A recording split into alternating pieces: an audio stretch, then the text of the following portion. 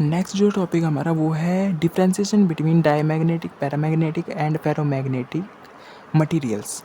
Materials क्या होते हैं बेसिकली, जो हम सेमीकंडक्टर्स बनाते हैं या कुछ भी कंप्यूटिंग आइटम बनाते हैं कंपनीज़ में या सेमीकंडक्टर फैक्ट्रीज़ में, तो वे 3 बेसिस पर, मतलब जो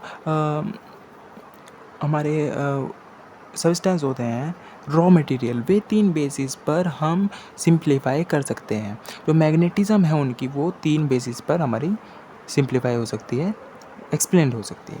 कौन कौन सी? डाय, पैरा या फेरो। डायमैग्नेटिज़्म होता क्या है?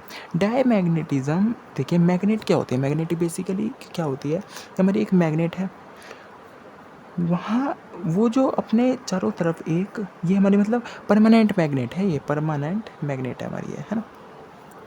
तो होता क्या है कि इसके चारों तरफ इस तरीके से मैग्नेटिक फील्ड बनती है, ऑटोमेटिक बनी रहती है ये, है ना।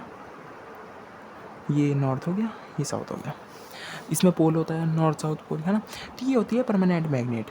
अब अगर हम परमानेंट मैग्नेट को, परमानेंट मैग्नेट किसी ना किसी मटेरियल से तो बनेगी, तो वो जो मटेरियल है वो 3 बेसिस पर हम सिंप्लीफाई कर सकते हैं। अब आप समझ गए होंगे कि 3 बेसिस पर हम उनको सिंप्लीफाई कर सकते हैं, है ना।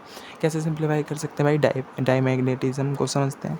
रिपेल्ड मैग्नेट मतलब कि अगर बाई चांस हमारे पास एक मैग्नेट है और हमने बाहर से मैग्नेटिक फील्ड डाली, फ्लक्स डाला कुछ, तो जो उसकी फ्लक्स हमने लगाया और जो ये डायमैग्नेटिक मटेरियल है, ये उसको रिपेल करना शुरू कर देगा। उन जो वेव्स हैं उनको अपनी तरफ अट्रैक्ट नहीं करेगा, बल्कि उन फ्लक्स को रिपेल करेगा, बाहर से जाने देगा, मतलब एक किस्म से उनका अपोज करेगा। इसलिए ये कहा गया है कि जो मैग्नेटिक फील्ड है, किसकी? मैग्नेटिक फील्ड जो है किसकी? डायमैग्नेटिक मटेरियल की, तो वो अपोज करती है जो हमने बाहर से मैग्नेटिक फील्ड लगाया एक्सटर्नली, उसको अपोज करती है। और इसकी जो परमेबिलिटी है, इसलिए वो परमेबिलिटी होती क्या है कि वो इंडेक्स बताती है मैग्नेटिज्म का, जो मैग्नेटिक मटेरियल है उसकी मैग्नेटिज्म का वो बताती है, इंडेक्स बताती है।